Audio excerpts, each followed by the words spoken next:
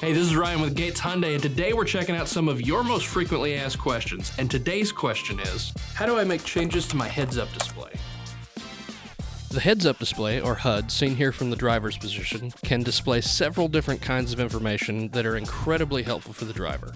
To adjust it, we'll just need to go to the home screen.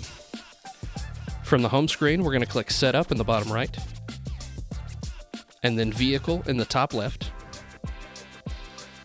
Heads-up display, and then from there we can hit Display Control, and you can turn on turn-by-turn directions, driving convenience info, blind spot safety information, and your radio and media info.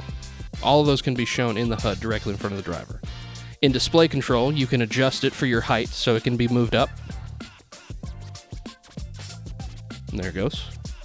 It can also be adjusted down or even tilted. And there it is moving down.